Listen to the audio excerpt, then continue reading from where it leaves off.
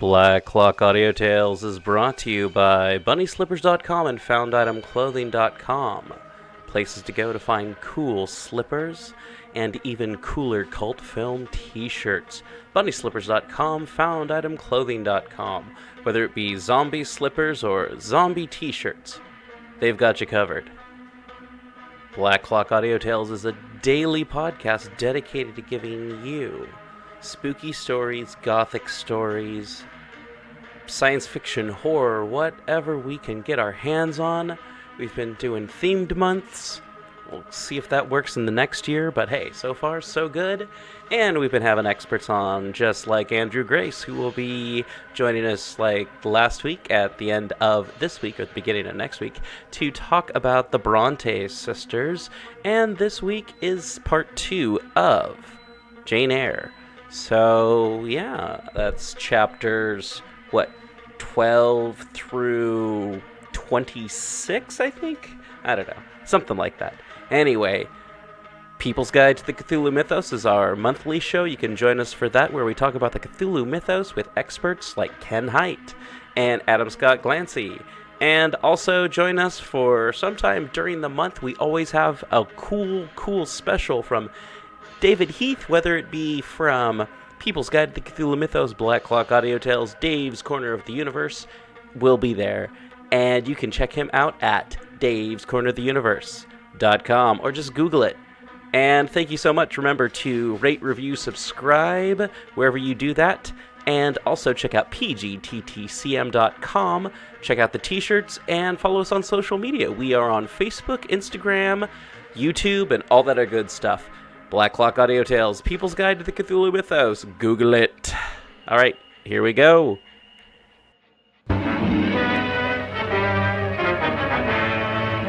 Prepare for a spine-tingling, nerve-shattering podcast featuring all your favorite monsters. You won't believe your ears when you listen to Monster Kid Radio. Hear your host, Derek M. Cook, and his ever-rotating stable of guests discuss your favorite classics and sometimes not-so-classic monster movies. Subscribe to Monster Kid Radio through iTunes or Stitcher, or visit monsterkidradio.net before the next weekly episode of Monster Kid Radio. Go through the archives for interviews with Sarah Karloff, Victoria Price, and Joel Hodgson. Listen to discussions about movies like Creature from the Black Lagoon, Island of Terror, and King Kong. And don't forget convention coverage from Monster Bash and the H.P. Lovecraft Film Festival, Classic Monsters, Modern Talk, and the Head of Rondo Hatton, only on Monster Kid Radio.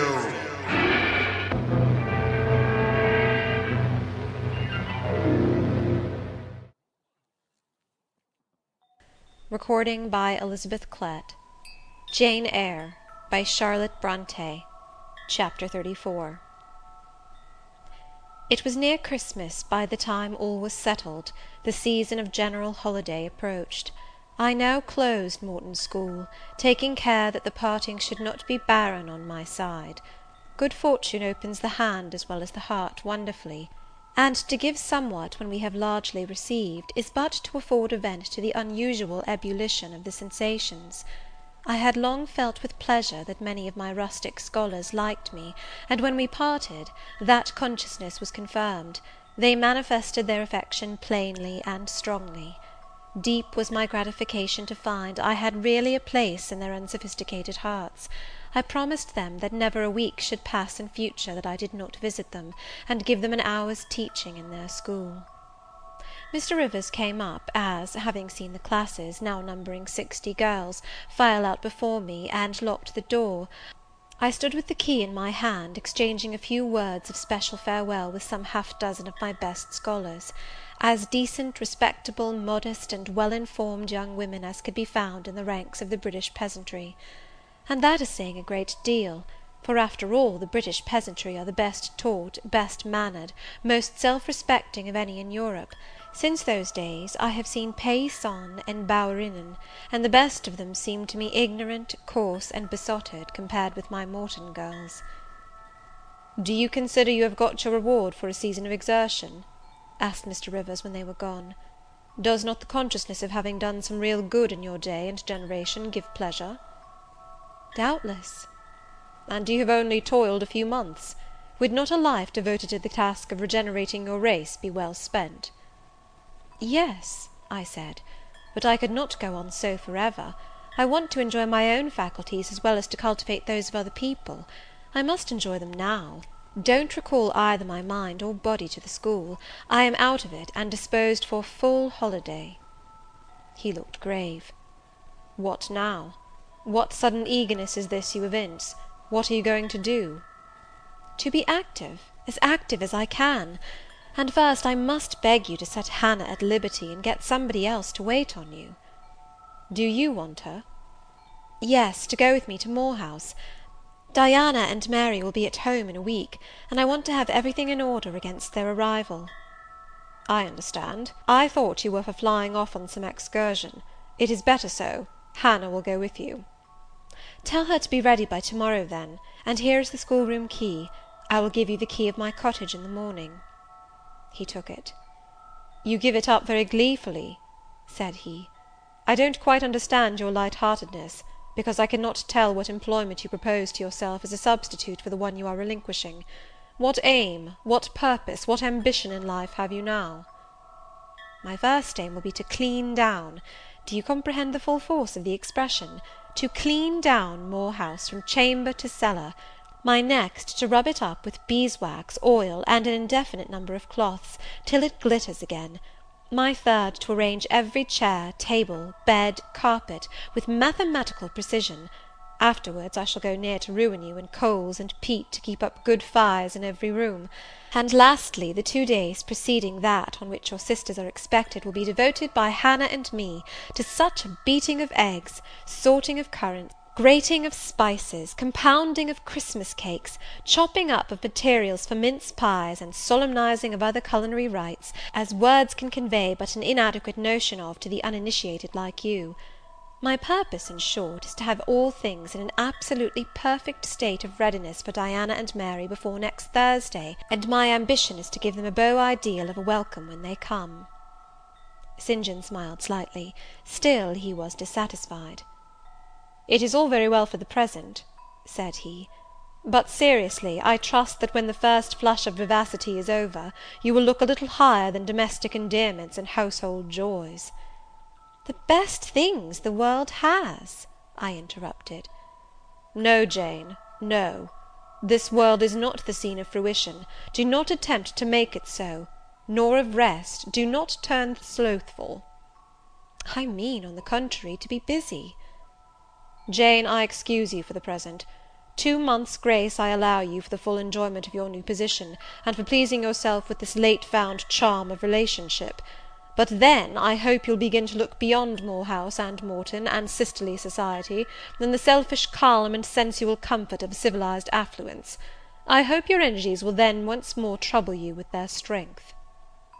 I looked at him with surprise. "St. John," I said, "I think you are almost wicked to talk so.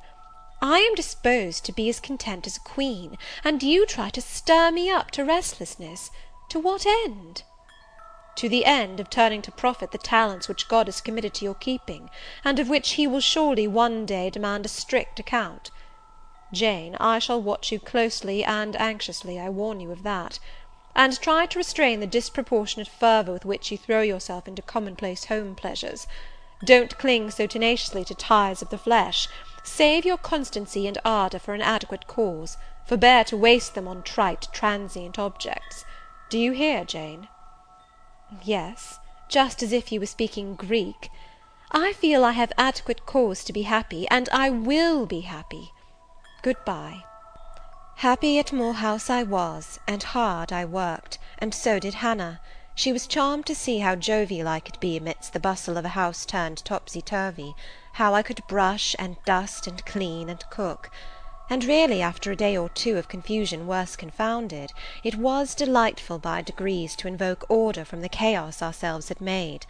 I had previously taken a journey to S to purchase some new furniture, my cousins having given me carte blanche to effect what alterations I pleased, and a sum having been set aside for that purpose. The ordinary sitting-room and bedrooms I left much as they were, for I knew Diana and Mary would derive more pleasure from seeing again the old homely tables and chairs and beds, than from the spectacle of the smartest innovations. Still, some novelty was necessary, to give to their return the piquancy with which I wished it to be invested. Dark handsome new carpets and curtains, an arrangement of some carefully selected antique ornaments in porcelain and bronze, new coverings and mirrors and dressing-cases for the toilet-tables, answered the end. They looked fresh without being glaring. A spare parlour and bedroom I refurnished entirely, with old mahogany and crimson upholstery. I laid canvas on the passage and carpets on the stairs. When all was finished, I thought Moor House as complete a model of bright, modest snugness within, as it was, at this season, a specimen of wintry waste and desert dreariness without. The eventful Thursday at length came. They were expected about dark, and ere dusk fires were lit upstairs and below. The kitchen was in perfect trim. Hannah and I were dressed, and all was in readiness. St. John arrived first. I had entreated him to keep quite clear of the house till everything was arranged, and indeed the bare idea of the commotion, at once sordid and trivial, going on within its walls sufficed to scare him to estrangement. He found me in the kitchen, watching the progress of certain cakes for tea, then baking. Approaching the hearth, he asked, "If I was at last satisfied with housemaid's work?" I answered by inviting him to accompany me on a general inspection of the result of my labours. With some difficulty I got him to make the tour of the house. He just looked in at the doors I opened, and when he had wandered upstairs and downstairs, he said I must have gone through a great deal of fatigue and trouble to have effected such considerable changes in so short a time, but not a syllable did he utter indicating pleasure in the improved aspect of his abode. This silence damped me. I thought perhaps the alterations had disturbed some old associations he valued. I inquired whether this was the case, no doubt in a somewhat crestfallen tone. "Not at all. He had, on the contrary, remarked I had scrupulously respected every association. He feared, indeed, I must have bestowed more thought on the matter than it was worth. How many minutes, for instance, had I devoted to studying the arrangement of this very room? By the by, could I tell him where such a book was?" I showed him the volume on the shelf. He took it down, and withdrawing to his accustomed window recess, he began to read it. Now I did not like this reader. St. John was a good man, but I began to feel he had spoken truth of himself when he said he was hard and cold. The humanities and amenities of life had no attraction for him, its peaceful enjoyments no charm. Literally he lived only to aspire, after what was good and great, certainly, but still he would never rest, nor approve of others resting round him. As I looked at his lofty forehead, still and pale as a white stone, at his fine lineaments fixed in study, I comprehended all at once that he would hardly make a good husband, that it would be a trying thing to be his wife. I understood, as by inspiration, the nature of his love for Miss Oliver. I agreed with him that it was but a love of the senses. I comprehended how he should despise himself for the feverish influence it exercised over him, how he should wish to stifle and destroy it, how he should mistrust its ever conducting permanently to his happiness or hers. I saw he was of the material from which nature hews her heroes, Christian and pagan, her lawgivers, her statesmen, her conquerors, a steadfast bulwark for great interests to rest upon, but at the fireside too often a cold, cumbrous column, gloomy and out of place. This parlour is not his sphere, I reflected.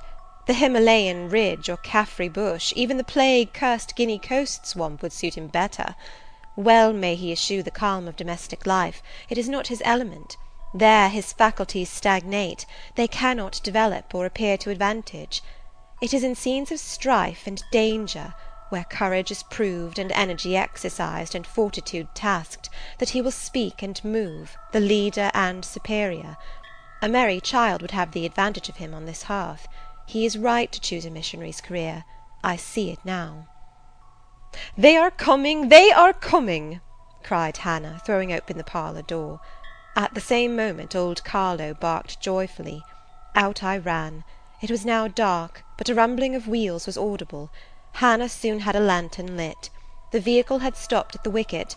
The driver opened the door. First one well-known form, then another stepped out. In a minute I had my face under their bonnets, in contact first with Mary's soft cheek, then with Diana's flowing curls. They laughed, kissed me, then Hannah, patted Carlo, who was half wild with delight, asked eagerly if all was well, and being assured in the affirmative, hastened into the house. They were stiff with their long and jolting drive from Whitcross, and chilled with the frosty night air, but their pleasant countenances expanded to the cheerful firelight. While the driver and Hannah brought in the boxes, they demanded St. John. At this moment he advanced from the parlour. They both threw their arms round his neck at once. He gave each one quiet kiss, said in a low tone a few words of welcome, stood a while to be talked to, and then, intimating that he supposed they would soon rejoin him in the parlour, withdrew there as to a place of refuge. I had lit their candles to go upstairs, but Diana had first to give hospitable orders respecting the driver. This done, both followed me. They were delighted with the renovation and decorations of their rooms, with the new drapery and fresh carpets and rich tinted china vases. They expressed their gratification ungrudgingly. I had the pleasure of feeling that my arrangements met their wishes exactly, and that what I had done added a vivid charm to their joyous return home. Sweet was that evening. My cousins, full of exhilaration, were so eloquent in narrative and comment, that their fluency covered St. John's taciturnity. He was sincerely glad to see his sisters, but in their glow of fervour and flow of joy he could not sympathize. The event of the day, that is, the return of Diana and Mary, pleased him, but the accompaniments of that event, the glad tumult, the garrulous glee of reception, irked him. I saw he wished the calmer morrow was come. In the very meridian of the night's enjoyment, about an hour after tea, a rap was heard at the door. Hannah entered with the intimation that "a poor lad was come, at that unlikely time, to fetch Mr. Rivers to see his mother, who was drawing away." "Where does she live, Hannah?" "Clear up at Whitcross Brow, almost 4 miles off, and more in moss all the way." "Tell him I will go." "I'm sure, sir, you had better not. It's the worst road to travel after dark that can be. There's no track at all over the bog. And then it is such a bitter night, the keenest wind you ever felt. You had better send word, sir, that you will be there in the morning." But he was already in the passage, putting on his cloak, and without one objection, one murmur, he departed. It was then 9 o'clock. He did not return till midnight. Starved and tired enough he was, but he looked happier than when he set out. He had performed an act of duty, made an exertion, felt his own strength to do and deny, and was on better terms with himself. I am afraid the whole of the ensuing week tried his patience. It was Christmas week. We took to no settled employment, but spent it in a sort of merry domestic dissipation. The air of the moors, the freedom of home, the dawn of prosperity, acted on Diana and Mary's spirits like some life-giving elixir. They were gay from morning till noon, and from noon till night. They could always talk, and their discourse, witty, pithy, original, had such charms for me, that I preferred listening to and sharing in it to doing anything else. St. John did not rebuke our vivacity, but he escaped from it.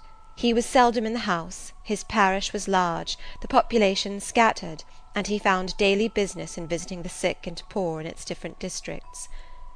One morning at breakfast, Diana, after looking a little pensive for some minutes, asked him if his plans were yet unchanged. "Unchanged and unchangeable," was the reply, and he proceeded to inform us that his departure from England was now definitively fixed for the ensuing year. "And Rosamond Oliver?" suggested Mary, the words seeming to escape her lips involuntarily. For no sooner had she uttered them, than she made a gesture as if wishing to recall them. St. John had a book in his hand. It was his unsocial custom to read at meals. He closed it, and looked up. "Rosamond Oliver," said he, "is about to be married to Mr. Granby, one of the best connected and most estimable residents in S. Grandson and heir to Sir Frederick Granby. I had the intelligence from her father yesterday." His sisters looked at each other and at me. We all three looked at him. He was serene as glass. "The match must have been got up hastily," said Diana. "They cannot have known each other long." "But 2 months. They met in October at the county ball at S. But where there are no obstacles to a union, as in the present case, where the connection is in every point desirable, delays are unnecessary. They will be married as soon as S. Place, which Sir Frederick gives up to them, can be refitted for their reception." The first time I found St. John alone after this communication, I felt tempted to inquire if the event distressed him; but he seemed so little to need sympathy, that, so far from venturing to offer him more, I experienced some shame at the recollection of what I had already hazarded. Besides, I was out of practice in talking to him. His reserve was again frozen over, and my frankness was congealed beneath. Last interruption of the show, just a reminder, everyone, that you can help support the show by going to pgttcm.podbean.com and become a patron. Support the show, become a member of our beer cult, our t-shirt cult, or even get your ads on the show for a monthly fee. I've just made it that much easier so everyone else can get the same service that Bunny Slippers and Found Item Clothing get. Remember to rate, review, subscribe wherever you rate, review, subscribe. We are on Facebook and Instagram and Twitter. And yeah, we're People's Guide to the Cthulhu Mythos, Black Clock Audio Tales. And you can support the show, keep the lights going, pay the fees that we need to pay so that we can keep this show going every damn day. All right, everyone, back to Jane Eyre. And remember, next week we're going to have some Andrew Grace talking about Jane Eyre. And also, the week after this, we'll be doing Wuthering Heights. And we're going to have Ken Height talking about Wuthering Heights. So, double heights. All right, I hope you're not afraid of heights. Hey, Jane Eyre, right now, and no other ads for the rest of the show, because I love you. Thank you. Bye. Thank you for listening. No more stuff. Just dead air after So far this, from I swear. venturing All to right, offer let's him go. more, I experienced some shame at the recollection of what I had already hazarded. Besides, I was out of practice in talking to him. His reserve was again frozen over, and my frankness was congealed beneath it. He had not kept his promise of treating me like his sisters. He continually made little chilling differences between us, which did not at all tend to the development of cordiality. In short, now that I was acknowledged his kinswoman, and lived under the same roof with him, I felt the distance between us to be far greater than when he had known me only as the village schoolmistress. When I remembered how far I had once been admitted to his confidence, I could hardly comprehend his present frigidity. Such being the case, I felt not a little surprised when he raised his head suddenly from the desk over which he was stooping, and said, "You see, Jane, the battle is fought, and the victory won." Startled at being thus addressed, I did not immediately reply. After a moment's hesitation, I answered, "But are you sure you are not in the position of those conquerors whose triumphs have cost them too dear? Would not such another ruin you?" "I think not. And if I were, it does not much signify. I shall never be called upon to contend for such another. The event of the conflict is decisive. My way is now clear. I thank God for it." So saying, he returned to his papers and his silence. As our mutual happiness, i.e. Diana's, Mary's, and mine, settled into a quieter character, and we resumed our usual habits and regular studies, St. John stayed more at home. He sat with us in the same room, sometimes for hours together. While Mary drew, Diana pursued a course of encyclopedic reading she had, to my awe and amazement, undertaken, and I fagged away at German. He pondered a mystic lore of his own, that of some Eastern tongue, the acquisition of which he thought necessary to his plans.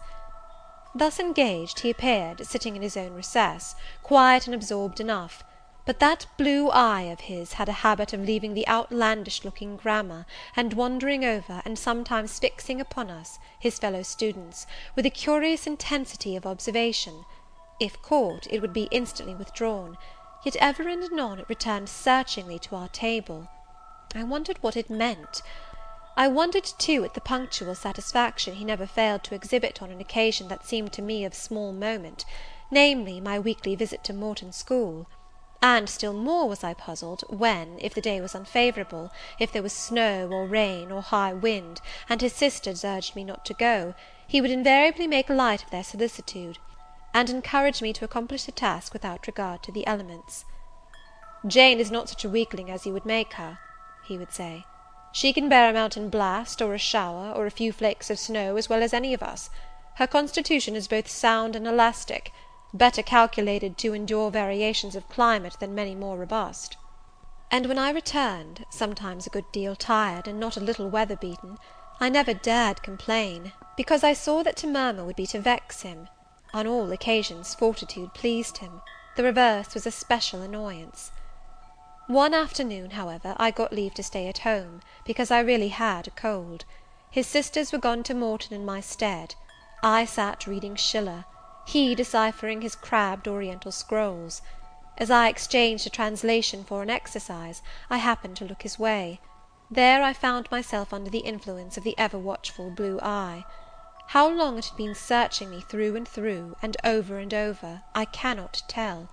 So keen was it, and yet so cold, I felt for the moment superstitious, as if I was sitting in the room with something uncanny. "Jane, what are you doing?" "Learning German." "I want you to give up German, and learn Hindostani." "You are not in earnest?" "In such earnest that I must have it so, and I will tell you why." He then went on to explain that Hindostani was the language he was himself at present studying, that as he advanced he was apt to forget the commencement, that it would assist him greatly to have a pupil with whom he might again and again go over the elements, and so fix them thoroughly in his mind, that his choice had hovered for some time between me and his sisters, but that he had fixed on me because he saw I could sit at the task the longest of the three. Would I do him this favour? I should not, perhaps, have to make the sacrifice long, as it wanted now barely 3 months to his departure. St. John was not a man to be lightly refused. You felt that every impression made on him, either for pain or pleasure, was deep-graved and permanent. I consented. When Diana and Mary returned, the former found his scholar transferred from her to her brother. She laughed, and both she and Mary agreed that St. John should never have persuaded them to such a step. He answered quietly, "I know it." I found him a very patient, very forbearing, and yet an exacting master. He expected me to do a great deal, and when I fulfilled his expectations, he in his own way fully testified his approbation. By degrees he acquired a certain influence over me that took away my liberty of mind. His praise and notice were more restraining than his indifference. I could no longer talk or laugh freely when he was by, because a tiresomely importunate instinct reminded me that vivacity, at least in me, was distasteful to him. I was so fully aware that only serious moods and occupations were acceptable, that in his presence every effort to sustain or follow any other became vain. I fell under a freezing spell. When he said go, I went; come, I came; do this, I did it. But I did not love my servitude. I wished, many a time, he had continued to neglect me. One evening, when at bedtime his sisters and I stood round him, bidding him good night, he kissed each of them as was his custom, and as was equally his custom, he gave me his hand. Diana, who chanced to be in a frolicsome humour, she was not painfully controlled by his will, for hers in another way was as strong, exclaimed, "St. John, you used to call Jane your third sister, but you don't treat her as such. You should kiss her too." She pushed me towards him. I thought Diana very provoking, and felt uncomfortably confused; and while I was thus thinking and feeling, St. John bent his head. His Greek face was brought to a level with mine, his eyes questioned my eyes piercingly. He kissed me. There are no such things as marble kisses or ice kisses, or I should say my ecclesiastical cousin's salute belonged to one of these classes; but there may be experiment kisses, and his was an experiment kiss. When given, he viewed me to learn the result. It was not striking. I am sure I did not blush. Perhaps I might have turned a little pale, for I felt as if this kiss were a seal affixed to my fetters. He never omitted the ceremony afterwards, and the gravity and quiescence with which I underwent it seemed to invest it for him with a certain charm. As for me, I daily wished more to please him; but to do so, I felt daily more and more that I must disown half my nature, stifle half my faculties, wrest my tastes from their original bent, force myself to the adoption of pursuits for which I had no natural vocation. He wanted to train me to an elevation I could never reach. It racked me hourly to aspire to the standard he uplifted. The thing was as impossible as to mould my irregular features to his correct and classic pattern, to give my changeable green eyes the sea-blue tint and solemn lustre of his own. Not his ascendancy alone, however, held me in thrall at present. Of late it had been easy enough for me to look sad. A cankering evil sat at my heart, and drained my happiness at its source, the evil of suspense. Perhaps you think I had forgotten Mr. Rochester, reader, amidst these changes of place and fortune. Not for a moment. His idea was still with me, because it was not a vapour sunshine could disperse, nor a sand-traced effigy storms could wash away. It was a name graven on a tablet, fated to last as long as the marble it inscribed. The craving to know what had become of him followed me everywhere. When I was at Morton, I re-entered my cottage every evening to think of that, and now at Moor House I sought my bedroom each night to brood over it. In the course of my necessary correspondence with Mr. Briggs about the will, I had inquired if he knew anything of Mr. Rochester's present residence and state of health; but, as St. John had conjectured, he was quite ignorant of all concerning him. I then wrote to Mrs. Fairfax, entreating information on the subject. I had calculated with certainty on this step answering my end. I felt sure it would elicit an early answer. I was astonished when a fortnight passed without reply; but when 2 months wore away, and day after day the post arrived and brought nothing for me, I fell a prey to the keenest anxiety. I wrote again. There was a chance of my first letter having missed. Renewed hope followed renewed effort. It shone like the former for some weeks; then, like it faded, flickered. Not a line, not a word reached me. When half a year wasted in vain expectancy, my hope died out, and then I felt dark indeed. A fine spring shone round me, which I could not enjoy. Summer approached. Diana tried to cheer me. She said I looked ill, and wished to accompany me to the sea-side. This St. John opposed. He said I did not want dissipation, I wanted employment. My present life was too purposeless. I required an aim. And, I suppose, by way of supplying deficiencies, he prolonged still further my lessons in Hindostani, and grew more urgent in requiring their accomplishment. And I, like a fool, never thought of resisting him. I could not resist him. One day I had come to my studies in lower spirits than usual. The ebb was occasioned by a poignantly felt disappointment. Hannah had told me in the morning there was a letter for me, and when I went down to take it, almost certain that the long-looked-for tidings were vouchsafed me at last, I found only an unimportant note from Mr. Briggs on business. The bitter check had wrung from me some tears, and now, as I sat poring over the crabbed characters and flourishing tropes of an Indian scribe, my eyes filled again. St. John called me to his side to read. In attempting to do this, my voice failed me, words were lost in sobs. He and I were the only occupants of the parlour. Diana was practising her music in the drawing-room, Mary was gardening. It was a very fine May day, clear, sunny, and breezy. My companion expressed no surprise at this emotion, nor did he question me as to its cause. He only said, "We will wait a few minutes, Jane, till you are more composed." And while I smothered the paroxysm with all haste, he sat calm and patient, leaning on his desk, and looking like a physician watching with the eye of science an expected and fully understood crisis in a patient's malady. Having stifled my sobs, wiped my eyes, and muttered something about not being very well that morning, I resumed my task, and succeeded in completing it. St. John put away my books and his, locked his desk, and said, "Now, Jane, you shall take a walk, and with me." "I will call Diana and Mary." "No, I want only one companion this morning, and that must be you. Put on your things, go out by the kitchen door, take the road towards the head of Marsh Glen. I will join you in a moment." I know no medium.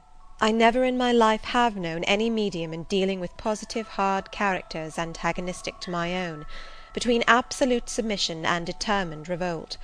I have always faithfully observed the one, up to the very moment of bursting, sometimes with volcanic vehemence, into the other; and as neither present circumstances warranted, nor my present mood inclined me to mutiny, I observed careful obedience to St. John's directions, and in 10 minutes I was treading the wild track of the glen, side by side with him. The breeze was from the west. It came over the hills, sweet with scents of heath and rush. The sky was of stainless blue.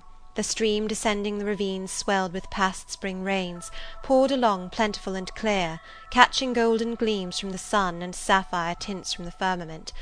As we advanced and left the track, we trod a soft turf, mossy fine and emerald green, minutely enamelled with a tiny white flower, and spangled with a star-like yellow blossom. The hills, meantime, shut us quite in, for the glen, towards its head, wound to their very core. "Let us rest here," said St. John as we reached the first stragglers of a battalion of rocks, guarding a sort of pass, beyond which the beck rushed down a waterfall, and where, still a little further, the mountain shook off turf and flower, had only heath for raiment and crag for gem, where it exaggerated the wild to the savage, and exchanged the fresh for the frowning, where it guarded the forlorn hope of solitude, and a last refuge for silence. I took a seat. St. John stood near me. He looked up the pass and down the hollow. His glance wandered away with the stream, and returned to traverse the unclouded heaven which coloured it. He removed his hat, let the breeze stir his hair and kiss his brow. He seemed in communion with the genius of the haunt. With his eye he bade farewell to something. "And I shall see it again," he said aloud, "in dreams when I sleep by the Ganges, and again in a more remote hour, when another slumber overcomes me, on the shore of a darker stream." Strange words of a strange love, an austere patriot's passion for his fatherland. He sat down. For half an hour we never spoke, neither he to me nor I to him. That interval past, he recommenced. "Jane, I go in 6 weeks. I have taken my berth in an East Indiaman which sails on the 20th of June. "God will protect you, for you have undertaken his work," I answered.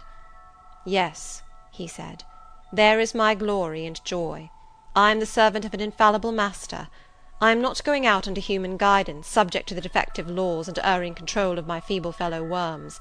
My king, my lawgiver, my captain is the all-perfect.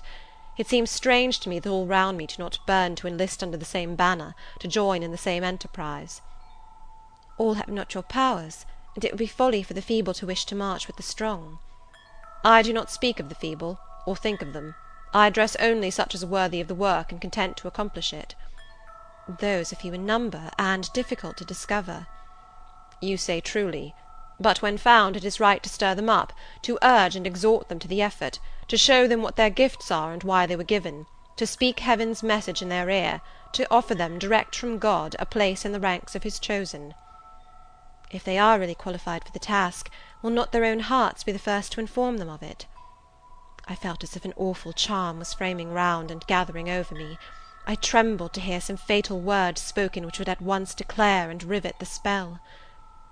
"And what does your heart say?" demanded St. John. "My heart is mute, my heart is mute," I answered, struck and thrilled. "Then I must speak for it," continued the deep relentless voice. "Jane, come with me to India. Come as my helpmeet and fellow labourer." The glen and sky spun round, the hills heaved. It was as if I had heard a summons from heaven, as if a visionary messenger, like him of Macedonia, had announced, "Come over and help us." But I was no apostle. I could not behold the herald. I could not receive his call. "Oh, St. John," I cried, "have some mercy!" I appealed to one who, in the discharge of what he believed his duty, knew neither mercy nor remorse. He continued, "God and nature intended you for a missionary's wife.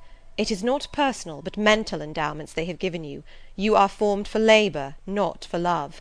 A missionary's wife you must, shall be. You shall be mine. I claim you, not for my pleasure, but for my sovereign's service." "I am not fit for it. I have no vocation," I said. He had calculated on these first objections. He was not irritated by them. Indeed, as he leaned back against the crag behind him, folded his arms on his chest, and fixed his countenance, I saw he was prepared for a long and trying opposition, and had taken in a stock of patience to last him to its close, resolved, however, that that close should be conquest for him. "Humility, Jane," said he, "is the groundwork of Christian virtues. You say right that you are not fit for the work. Who is fit for it? Or who, that ever was truly called, believed himself worthy of the summons? I, for instance, am but dust and ashes. With St. Paul I acknowledge myself the chiefest of sinners, but I do not suffer this sense of my personal vileness to daunt me. I know my leader, that he is just as well as mighty, and while he has chosen a feeble instrument to perform a great task, he will, from the boundless stores of his providence, supply the inadequacy of the means to the end. Think like me, Jane. Trust like me. It is the rock of ages I ask you to lean on. Do not doubt but it will bear the weight of your human weakness." "I do not understand a missionary life. I have never studied missionary labours." There I, humble as I am, can give you the aid you want. I can set you your task from hour to hour, stand by you always, help you from moment to moment. This I could do in the beginning. Soon, for I know your powers, you would be as strong and apt as myself, and would not require my help. But my powers, where are they for this undertaking? I do not feel them. Nothing speaks or stirs in me while you talk. I am sensible of no light kindling, no life quickening, no voice counselling or cheering.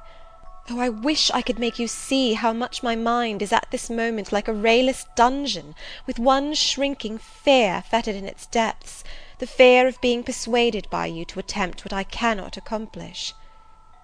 I have an answer for you. Hear it. I have watched you ever since we first met. I have made you my study for 10 months. I have proved you in that time by sundry tests. And what have I seen and elicited? In the village school I found you could perform well, punctually, uprightly, labour uncongenial to your habits and inclinations. I saw you could perform it with capacity and tact. You could win while you controlled. In the calm with which you learnt you had become suddenly rich, I read a mind clear of the vice of Demas. Lucre had no undue power over you. In the resolute readiness with which you cut your wealth into 4 shares, keeping but 1 to yourself, and relinquishing the 3 others to the claim of abstract justice, I recognized a soul that revelled in the flame and excitement of sacrifice.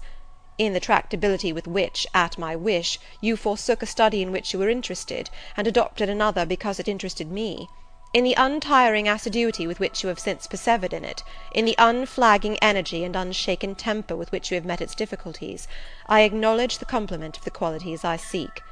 Jane, you are docile, diligent, disinterested, faithful, constant, and courageous, very gentle and very heroic.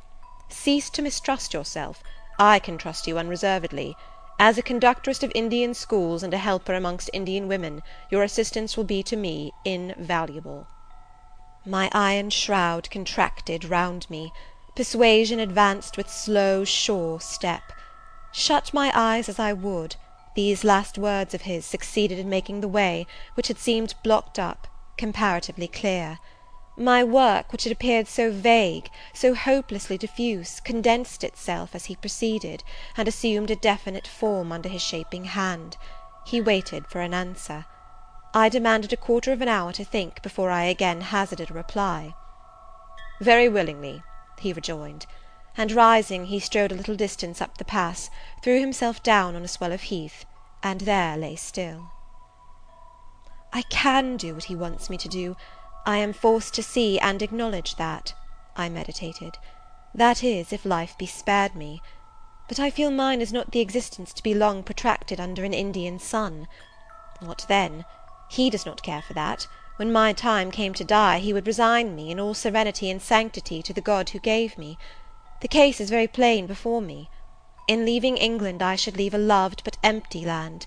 Mr. Rochester is not there, and if he were, what is, and what can that ever be to me? My business is to live without him now. Nothing so absurd, so weak, as to drag on from day to day as if I were waiting some impossible change in circumstances which might reunite me to him. Of course, as St. John once said, I must seek another interest in life to replace the one lost. Is not the occupation he now offers me truly the most glorious man can adopt or God assign? Is it not, by its noble cares and sublime results, the one best calculated to fill the void left by uptorn affections and demolished hopes? I believe I must say yes, and yet I shudder. Alas, if I join St. John, I abandon half myself. If I go to India, I go to premature death. And how will the interval between leaving England for India and India for the grave be filled? Oh, I know well. That, too, is very clear to my vision. By straining to satisfy St. John till my sinews ache, I shall satisfy him, to the finest central point and farthest outward circle of his expectations. If I do go with him, if I do make the sacrifice he urges, I will make it absolutely. I will throw all on the altar, heart, vitals, the entire victim. He will never love me, but he shall approve me.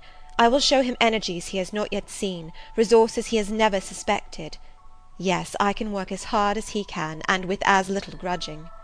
Consent, then, to his demand is possible, but for one item, one dreadful item. It is that he asks me to be his wife. and has no more of a husband's heart for me than that frowning giant of a rock down which the stream is foaming in yonder gorge. He prizes me as a soldier would a good weapon, and that is all. Unmarried to him, this would never grieve me, but can I let him complete his calculations, coolly put into practice his plans, go through the wedding ceremony? Can I receive from him the bridal ring, endure all the forms of love, which I doubt not he would scrupulously observe, and know that the spirit was quite absent? Can I bear the consciousness that every endearment he bestows is a sacrifice made on principle? No, such a martyrdom would be monstrous. I will never undergo it. As his sister I might accompany him, not as his wife. I will tell him so. I looked towards the knoll. There he lay, still as a prostrate column. His face turned to me, his eye beaming watchful and keen. He started to his feet and approached me. I am ready to go to India, if I may go free. Your answer requires a commentary, he said. It is not clear. You have hitherto been my adopted brother, I your adopted sister. Let us continue as such. You and I had better not marry. He shook his head. Adopted fraternity will not do in this case. If you were my real sister it would be different. I should take you and seek no wife. But as it is, either our union must be consecrated and sealed by marriage, or it cannot exist. Practical obstacles oppose themselves to any other plan. Do you not see it, Jane? Consider a moment. Your strong sense will guide you. I did consider, and still my sense, such as it was, directed me only to the fact that we did not love each other as man and wife should, and therefore it inferred we ought not to marry. I said so. St. John, I returned, I regard you as a brother, you me as a sister, so let us continue. We cannot, he answered, with short, sharp determination. It would not do. You have said you will go with me to India. Remember, you have said that. Conditionally. Well, well, to the main point. The departure with me from England, the cooperation with me in my future labours, you do not object. You have already as good as put your hand to the plough. You are too consistent to withdraw it. You have but one end to keep in view, how the work you have undertaken can best be done. Simplify your complicated interests, feelings, thoughts, wishes, aims. Merge all considerations in one purpose, that of fulfilling with effect, with power, the mission of your great master. To do so you must have a coadjutor, not a brother, that is a loose tie, but a husband. I, too, do not want a sister. A sister might any day be taken from me. I want a wife, the sole helpmeet I can influence sufficiently in life, and retain absolutely till death. I shuddered as he spoke. I felt his influence in my marrow, his hold on my limbs. Seek one elsewhere than in me, St. John. Seek one fitted to you. One fitted to my purpose, you mean? Fitted to my vocation? Again, I tell you, it is not the insignificant private individual, the mere man with the man's selfish senses, I wish to mate. It is the missionary. And I will give the missionary my energies. It is all he wants, but not myself. That would only be adding the husk and shell to the kernel. For them he has no use. I retain them. You cannot. You ought not. Do you think God will be satisfied with half an oblation? Will he accept a mutilated sacrifice? It is the cause of God I advocate. It is under his standard I enlist you. I cannot accept on his behalf a divided allegiance. It must be entire. Oh, I will give my heart to God, I said. You do not want it.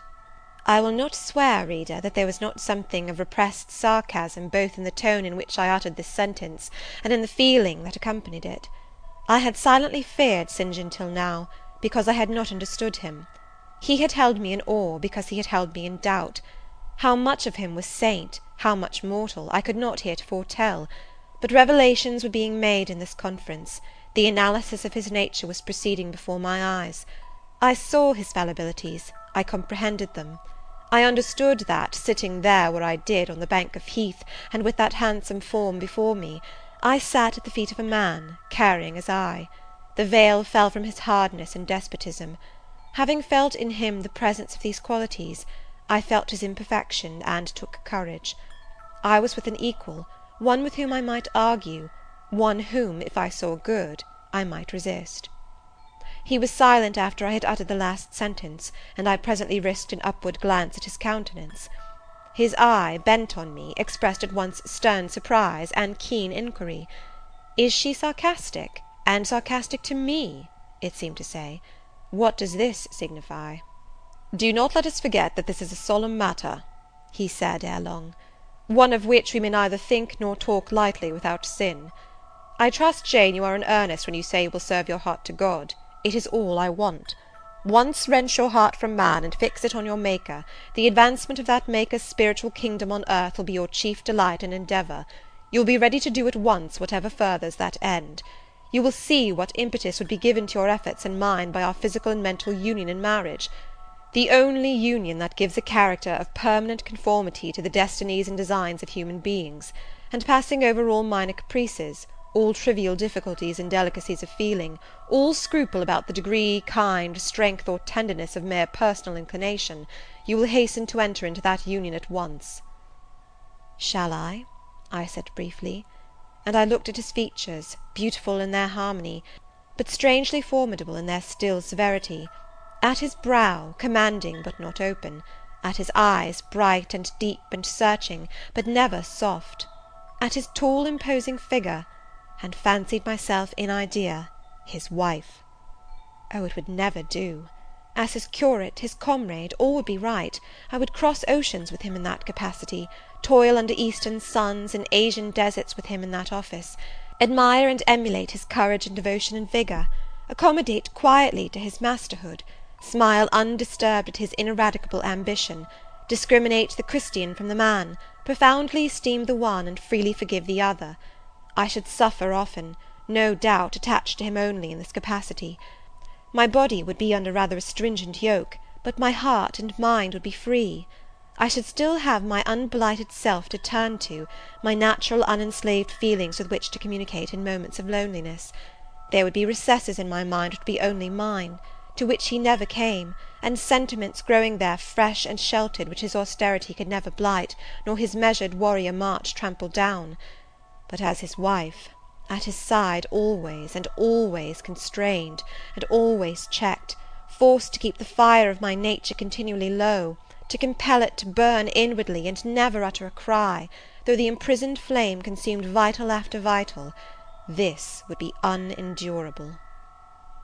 St. John, I exclaimed, when I had got so far in my meditation. Well, he answered icily. I repeat, I freely consent to go with you as your fellow missionary, but not as your wife. I cannot marry you, and become part of you. A part of me you must become, he answered steadily, otherwise the whole bargain is void. How can I, a man not yet 30, take out with me to India a girl of 19, unless she be married to me? How can we be for ever together, sometimes in solitude, sometimes amidst savage tribes, and unwed? Very well, I said shortly. Under the circumstances, quite as well as if I were either your real sister, or a man and a clergyman like yourself. It is known that you are not my sister. I cannot introduce you as such. To attempt it would be to fasten injurious suspicions on us both. And for the rest, though you have a man's vigorous brain, you have a woman's heart, and it would not do. It would do, I affirmed with some disdain, perfectly well. I have a woman's heart, but not where you are concerned. For you I have only a comrade's constancy, a fellow soldier's frankness, fidelity, fraternity, if you like, a neophyte's respect and submission to his hierophant. Nothing more. Don't fear. It is what I want, he said, speaking to himself. It is just what I want. And there are obstacles in the way. They must be hewn down. Jane, you would not repent marrying me. Be certain of that. We must be married. There is no other way. And undoubtedly enough of love would follow upon marriage to render the union right even in your eyes. I scorn your idea of love, I could not help saying, as I rose up and stood before him, leaning my back against the rock. I scorn the counterfeit sentiment you offer. Yes, St. John, and I scorn you when you offer it. He looked at me fixedly, compressing his well-cut lips while he did so. Whether he was incensed or surprised, or what, it was not easy to tell. He could command his countenance thoroughly. I scarcely expected to hear that expression from you, he said. I think I have done and uttered nothing to deserve scorn. I was touched by his gentle tone, and overawed by his high, calm mien. Forgive me the word, St. John, but it is your own fault that I have been roused to speak so unguardedly. You have introduced a topic in which our natures are at variance, a topic we should never discuss. The very name of love is an apple of discord between us. If the reality were required, what should we do? How should we feel? My dear cousin, abandon your scheme of marriage, forget it. No, said he, it is a long-cherished scheme, and the only one which can secure my great end, but I shall urge you no further at present. To-morrow I leave home for Cambridge. I have many friends there to whom I should wish to say farewell. I shall be absent a fortnight. Take that space of time to consider my offer, and do not forget that if you reject it, it is not me you deny, but God. Through my means he opens to you a noble career. As my wife only can you enter upon it. Refuse to be my wife, and you limit yourself for ever to a track of selfish ease and barren obscurity. Tremble lest in that case you should be numbered with those who have denied the faith, and are worse than infidels. He had done. Turning from me, he once more looked to river, looked to hill. But this time his feelings were all pent in his heart. I was not worthy to hear them uttered. As I walked by his side homeward, I read well in his iron silence all he felt towards me, the disappointment of an austere and despotic nature, which has met resistance where it expected submission, the disapprobation of a cool, inflexible judgment, which has detected in another feelings and views in which it has no power to sympathize. In short, as a man, he would have wished to coerce me into obedience. It was only as a sincere Christian he bore so patiently with my perversity, and allowed so long a space for reflection and repentance. That night, after he had kissed his sisters, he thought proper to forget even to shake hands with me, but left the room in silence. I, who, though I had no love, had much friendship for him, was hurt by the marked omission, so much hurt that tears started to my eyes. "I see you and St. John have been quarrelling, Jane," said Diana, during our walk on the moor. "But go after him. He is now lingering in the passage expecting you. He will make it up." I have not much pride under such circumstances. I would always rather be happy than dignified, and I ran after him. He stood at the foot of the stairs. "Good night, St. John," said I. "Good night, Jane," he replied calmly. "Then shake hands," I added. What a cold, loose touch he impressed on my fingers! He was deeply displeased by what had occurred that day. Cordiality would not warm, nor tears move him. No happy reconciliation was to be had with him, no cheering smile or generous word. But still the Christian was patient and placid, and when I asked him if he forgave me, he answered that he was not in the habit of cherishing the remembrance of vexation, that he had nothing to forgive, not having been offended. And with that answer he left me. I would much rather he had knocked me down. End of Chapter 34.